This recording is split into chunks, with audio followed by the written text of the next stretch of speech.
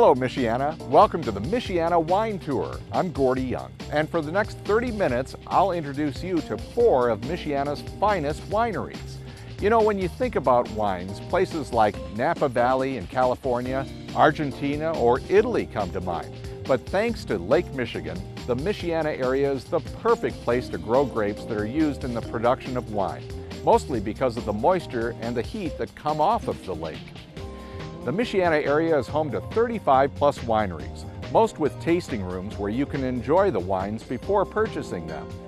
When we return, I'll introduce you to Country Heritage Winery in Leota, Indiana. So get your wine glass ready and enjoy the show.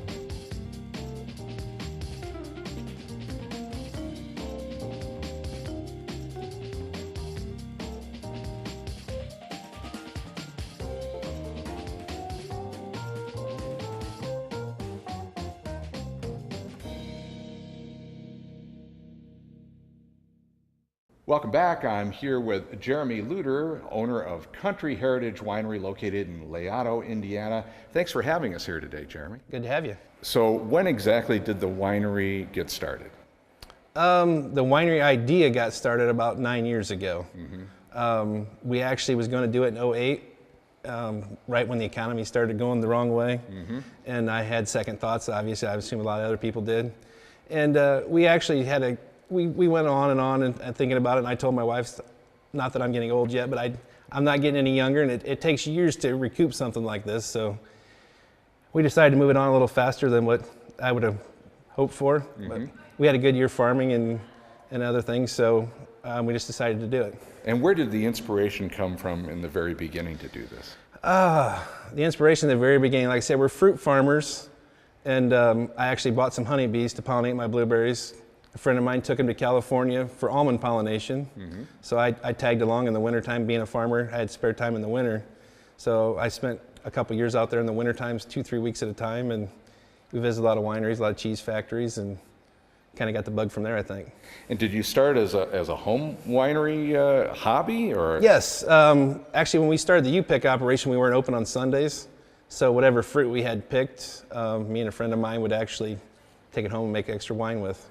I understand you've won some awards for some of your wines. Tell me about that. Yes, we actually do the Indy competition every year. They have it down in Indianapolis. We send in roughly 16 to 18 wines a year, depending on what we want to send down there. And most of them have done fairly well. I think last year, I don't remember off the top of my head, but I think there's like 11 medaled out of 14, I think it was. We actually had Traminette of the Year, grown in Indiana. Which actually came off this vineyard out here, so we was pretty happy about that. So I noticed you have a gift shop here, Jeremy. Tell me about that. Actually, yeah, our gift shop, especially around Christmas time, comes in real handy. We actually have a Christmas wine we call Jolly Juice. People come in and buy that, and there's little Christmas boxes you can buy, or gifts. There's wine cages of every sort that you can get to give as gifts, glasses, T-shirts. And what are your regular hours here at the winery? The regular hours are 11 to 7. Monday through Saturday. Sundays are 10 to 6. They do change after the first of the year. So tell me about some of the entertainment that you have here. This is a perfect place for it, right? We actually, right behind us over here, we have a place we try to do inside entertainment when we can. If the weather permits, we can go outside with little bigger bands. Labor Day weekend, we actually try to have fireworks and stuff like that, and some music outside, weather permitting, obviously. But if you want to check out when we do have it, it's either on Facebook, there's a calendar on there, or our website usually is up to date on the music. Sometimes the food trucks are a little different because we get what we can get. Tell me about the wine tasting. The wine tasting is actually fairly easy. We wanted to make it easy for any experienced wine drinker or somebody that's never tried wine before or been into a winery. When you walk in the door, the girls will greet you. They'll give you a list, and it's basically dry to sweet. You get to choose 5, and we choose 1 for you. It's called the Wine of the Month. So basically, you get to try 6. We do have an ice wine and a couple reserve wines that cost, I think they're $2 to $3 to taste extra. But the rest of the wines are actually for free. People always ask how to prune, and sometimes it's too wet to go outside. So we went out and cut a dead vine just to bring in here, just to show people, how we pruned a couple clusters apart and 2 buds. And it's just something that Kevin usually does on the weekends for the tour, just so people can see a vine if they want, but yet not go outside. What's in here? This is our new production area. These were our original tanks full of wine. I just got some new jacketed tanks preferably for our own grapes, so we can control the temperature when we're fermenting and all that. These 6 just arrived 6 months ago. So in a typical year, how much wine are you producing? Roughly around 20,000 gallons last year. We're hoping to go up about 50% a year is what my goal is for the first 10 years. So tell me what we have here. This is actually our new bottling line. We just got into service 3 months ago. It actually, and we can take a picture of it here. It's pretty much all automated. What it does is you dump the cases down on the end, and as it comes through, it single files them, turns them upside, washes them out. That's what that's upside down for there. Then it blows the tip off of there. This little piece right here is actually a vacuum, pulls out all the moisture, air, whatever's in there, and then pumps it full of CO2 to keep the air out. It comes on around, gravity fills, like a little carousel. This little thing here comes down on top and basically sucks them all out to the exact same height. You basically overfill them, and then it brings them down to the right height. And then this thing here, vacuum corks it. Right as it corks it, it puts just a little shot of nitrogen in there just to get the air out. And then it corks it. You can see this one right here is corked actually. And then it comes down through here. This little thing right here puts a capsule on top, shrinks it, labels it, comes out done. Jeremy, tell me what's in this room. This will be, right now some of these barrels are actually full of blueberry just to keep the barrels wet until we get the rest of them, but we're bringing in Chilean wines. We're trying to age for a couple years. Higher end stuff. We got some Marquette that we actually grow in our vineyards in here. There's some cabs in here from California. This will all be kept eventually at about 54 degrees. So Jeremy, I'd like to taste one of your wines here. What would you recommend for me here? I'd actually recommend the Foch. We actually growed and produced it here, as opposed to buying the grapes and just bringing them in and producing here. Excellent. And we happen to have it right here? We happen to have it right here. Okay, cheers. Oh, that's great. This is delicious. Make sure that you stop by Country Heritage Winery when you're in the Leota area, or go online to countryheritagewinery.com for more information about this wonderful stop. Now, when we return, we move north to Bristol, Indiana and Fruit Hills Winery.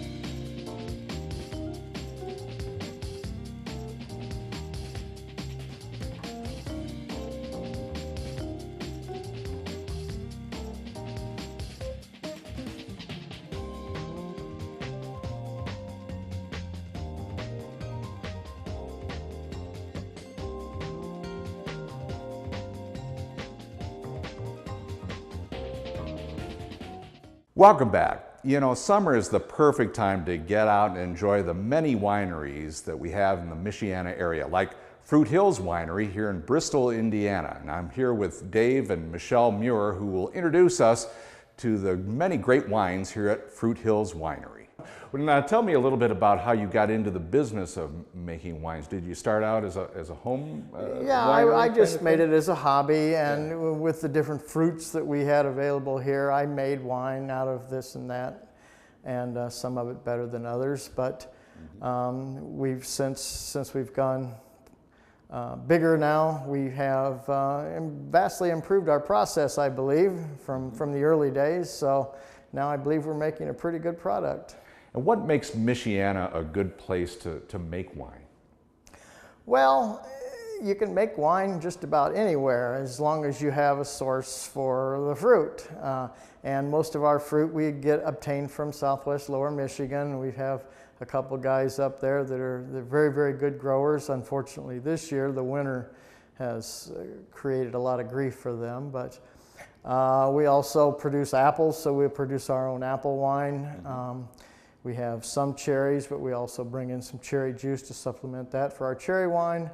And I have been known to go to California for grapes and juice too. So, but Michiana has wonderful people that enjoy the wine, and so that's really what makes it go right, is having the right people. Do you have a favorite wine in this year's batch of wines, and why would it be your favorite? Well, yes, I have favorites. The sweet wines are a lot of people's popularity. I like the dry red wines, and the 2013 Cabernet Franc that we have in the barrel down there right now, I think is really going to be good. Several of our other reds I think are also very well balanced, but this Cabernet Franc is going to be very good. You have such a beautiful location here. What can people expect if they come for a visit here? Well, number one, my wife will be behind the bar normally, and she's much better looking than I am, so that's a big plus for starters.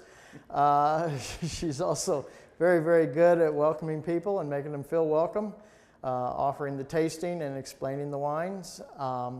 From there, our guests can purchase either a bottle of wine or a glass of wine. We have cheese and meats that they can take, and they can go out on our deck and sit out there and enjoy the view, look at the vineyard, look at the apples, and enjoy the wine. Mm-hmm. And for people that are coming from around the area, describe your location. How do they find this? We are about 2 miles south of the town of Bristol, Indiana on State Road 15, or 1.8 miles north of US 20 on State Road 15. Well, let's take a look around. Maybe, can you show us downstairs? Absolutely. Dave, tell me about this room here. Well, this is primarily my domain. Michelle runs the upstairs part of the business, but this is where we actually produce wine. For the most part, you don't see much happening down here except in the fall. How much wine can you produce in a year, in a good year? We can produce probably 1,000 cases. The last couple years we've been down around 900 cases, 800 to 900 cases, but we can produce more than that. It's just a matter of growing our volume to the point where we can sell what we produce. Well, thanks, Dave, for showing us around Fruit Hills Winery. We really enjoyed it, our visit here today, but I would like to taste a little bit. This one is our 2011 Cabernet Franc. It's also very good too, I believe, and it's my wine of choice right at the moment. So, that is delicious. Well, thanks, Dave and Michelle, for showing us around Fruit Hills Winery. We really enjoyed it, and thanks again.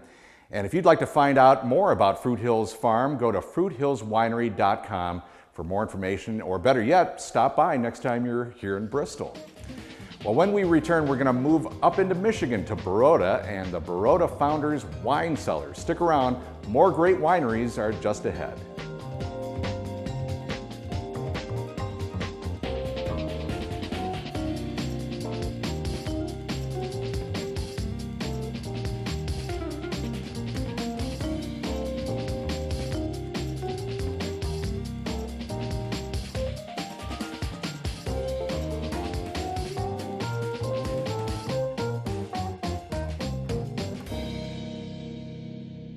Nestled in the heart of Southwest Michigan in Baroda is Baroda Founders Wine Cellar, and joining us is wine master Leonard Olson. Thanks for being with us today, Leonard. My pleasure.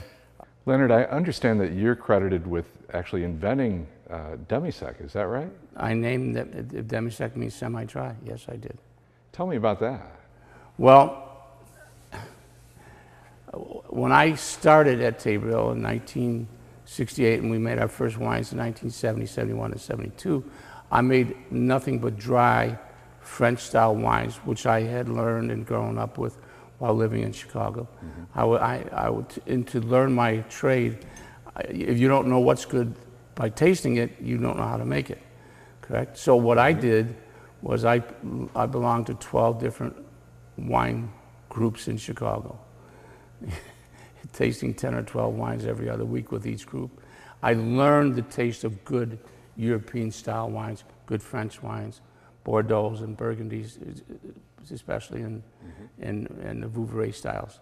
So I didn't make any sweet wines. And then I went with Ed O'Keefe from Chateau Grand Traverse and Stan Howell from Michigan State. We went to Germany, and I met with Dr. Helmut Becker, who became a good friend. And he took me around to many wineries, and where we sweeten, we don't sweeten with sugar. We sweeten with grape juice. So when we take a wine such as Vidal Blanc, we'll add enough to 2% residual sugar with grape juice from the Vidal grape. Now, you've won lots and lots of awards over the years. Is there any one in particular that you're most proud of? Well, I'll say this. I won the Best of Show at the Michigan State Fair 2 out of the first 3 years that the competition was given. So I'm pretty proud of that. I suppose one that sticks out, I'll give you the history behind it. Joe Muir from Muir's Restaurant in Detroit and his wife, and Peter Stroh from Stroh's Brewery and his wife came to Tabor Hill when I was running Tabor Hill. Peter Stroh's wife, Nikki, is from France. And she tasted what I had made that season after coming back from Germany, which was Verdot Blanc Demi-Sec. And she said, this is like sitting in a cafe in my hometown in Vouvray, France. Pretty high praise. They took 8 cases home with them. That's, you know, if I could sell 8 cases a day out of here, I'd be a happy man.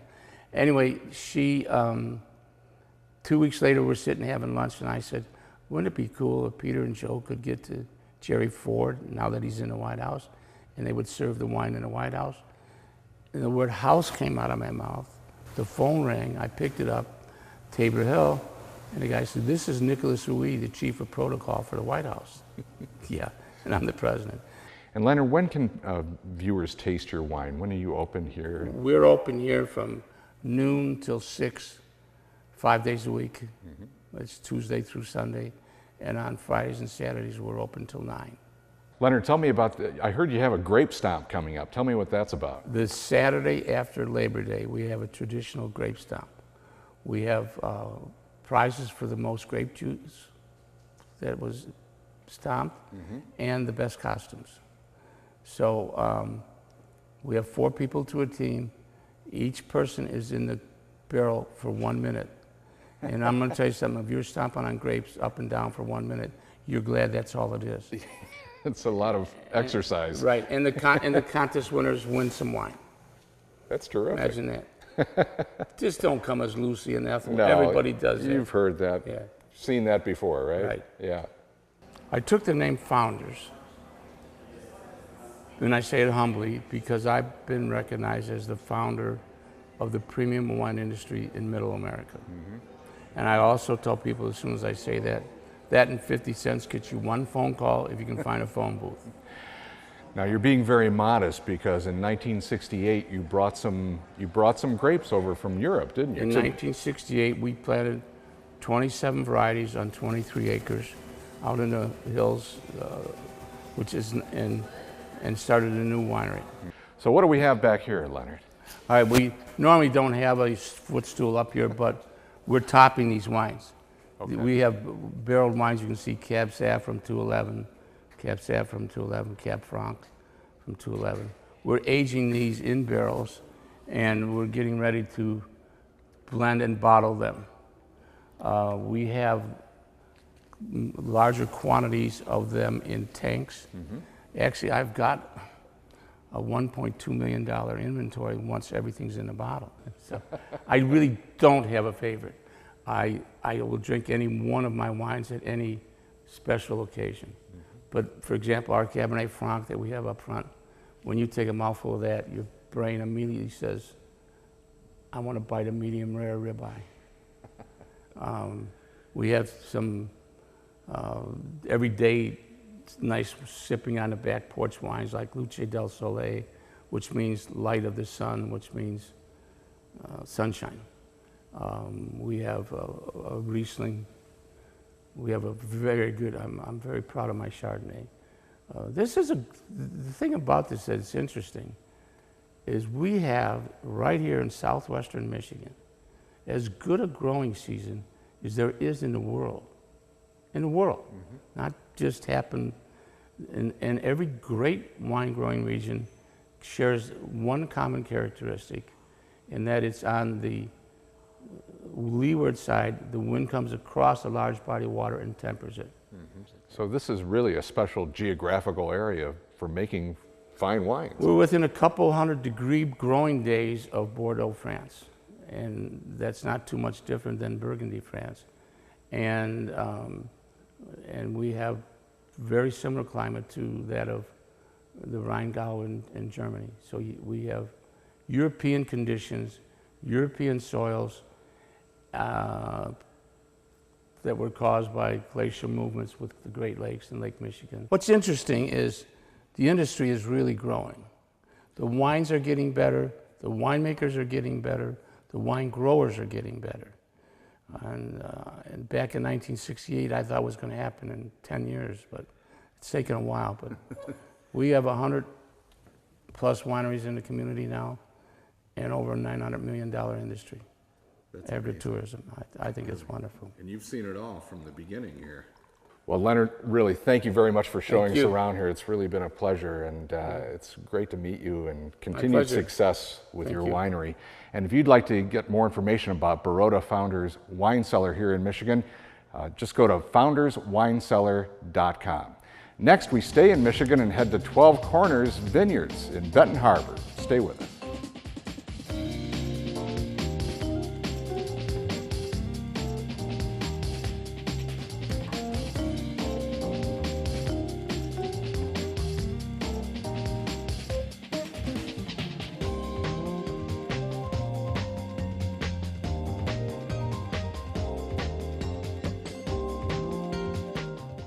Welcome back. We've made it to Benton Harbor, home of 12 Corners Winery, just 4 miles off of Michigan's Gold Coast. And with me now is Glenn Griffendorf, winemaker here at 12 Corners Winery.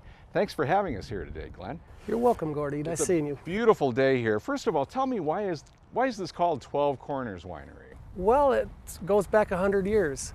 Where Red Arrow Highway met up over here by Benton Center, they ended up with the triangle, and it's been known as 12 Corners all that long. That's cool. Now, there are many types of grapes and wines, of course, but which ones do you feel are the best for this area? Well, we're well known for what we call demi-sec. It's a semi-dry white, and it can either be a blend or it can be a varietal like a Riesling. Other whites do pretty good too around here, a Chardonnay or a Pinot Grigio. On the right seasons, in the right warm seasons, we can make a nice red wine too, a Merlot or a Cabernet. I'm here with Gloria Oberst, who's one of the owners here at 12 Corners Winery. And Gloria, tell me a little bit about 12 Corners. What can people expect when they come here? Well, we are located in Benton Harbor. However, we have 3 tasting rooms, Benton Harbor, Grand Haven, and South Haven. And when you drive to the vineyards in Benton Harbor, we have 115 acres, 30 acres of wine grapes, and 15 acres of tart cherries, as well as a couple acres of apples. Well, it's really a beautiful location. And what are your hours here every week? We're open on Sunday from noon to 5. Monday through Thursday, noon to 6, and Friday and Saturday, noon to 7. We do hold seasonal hours, but that is our summer schedule at all of the tasting rooms. And what are your most popular wines? Well, we have a beautiful menu with 24 wines, as well as 2 sparkling non-alcoholic wines. But for our dry wine selection, one of our popular wines is the Riverstone Red. However, we just are now featuring this Cabernet Sauvignon, which is a really beautiful big red, a lovely specimen of what we can grow in Southwest Michigan. And if people want to find out more about 12 Corners Winery, what's your website? Go to www.12corners.com or like us on Facebook. Glenn, tell me about where we're at here in the winery. Well, we're down here in the cellar at 12 Corners, and these are the stainless steel tanks that we make and store the wine in. They're huge. Yeah, these are 1,000-gallon tanks right here. So Glenn, show me what else you got going on here. Well, right now we're bottling one of our sweet red wines. Okay. So this is a complete manual line. We're rinsing, filling, and corking, and down at the end we're capsuling and labeling. And we can get about 300 cases a day done at this rate. You got a lot here in storage, Glenn. Yes. Yes, we've palletized about 80 pallets this year, so we're hoping that'll be a year's supply. It's around, like I said, around 4,000 cases. And I know it's tough to tell this time of year, but what are you expecting in the fall as far as well, we can play with our crop levels, so we can set what we want. And to make a real nice high quality wine, we should have about the same amount of volume this year as we did last year. You think the weather's been cooperative so far? Yes, so far. Other than last winter where it hit a few varieties, most of the wines that we're used to getting on this farm are going to be okay. Glenn, tell me where we are here. What's going on here? Well, this is the lab, and we do basic grape tests here. We do sugar, pH, and acid. and that tells us how ripe the grapes are. And then as it turns into wine, then we're more concerned about bisulfites, and we do sulfite levels too to make sure the wines are stable. I didn't realize you had to be a chemist, right? Right, yeah. Basic chemistry. Okay. No brain surgery. So how often do you test what you're making? Oh, well, during the fermentation season, we look at it every day and keep track, make sure that it's on track where we want it. But as it becomes wine, whenever we have to move the wine into a different batch or blend or whatever, then we test there. And we have simple burettes, we have some beakers, and other equipment, hydrometers. Where's the Bunsen burner? Do you have one of those? No, I don't. Okay, that shows you how old I am. Yeah. Well, this is a beautiful view here. Yeah, now we're overlooking the vineyards. Yeah. And what we have out here is Cabernet Franc. It's a French grape. And with all the rain that we've had this year, they're doing great. You know, you have a great view all around the building here. This is terrific. Yeah. If you look that way, you see the grapes. If you look over this way, you can see the cherry crop that's just about ready to get harvested. I see. And you got a nice patio out here. Folks want to come out and enjoy a little bit of wine with the sunshine. You have entertainment in the tasting room from time to time? Yeah, most of the time on the events? weekends we have sometimes one-man band or a small trio. They play light music, jazzy style stuff, and the kind of music you like when you're drinking wine. And tell me what you think about the future over the next several years. Since 12 Corners is relatively new, what are you expecting in the next 2 or 3 years? Well, this area has really grown in the last 10, so I'm expecting it to take a couple more steps ahead, and it's really becoming a destination for the Michiana people and the Chicago people. So, and it's a lot of fun on the weekends when you have the big crowds up here. Well, Glenn, I want to thank you for having us here today, and I think we've learned a lot about the great wines that are being made here in the Michiana area, especially here at 12 Corners Winery. And for more information, you can go to 12corners.com.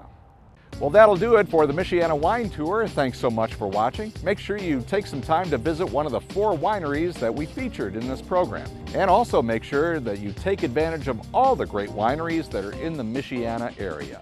Most are just a short drive away. And if you missed anything during this program and would like to see a segment again, just go online to abc57.com and click on the Michiana Wine Tour logo. I'm Gordy Young. We'll see you soon.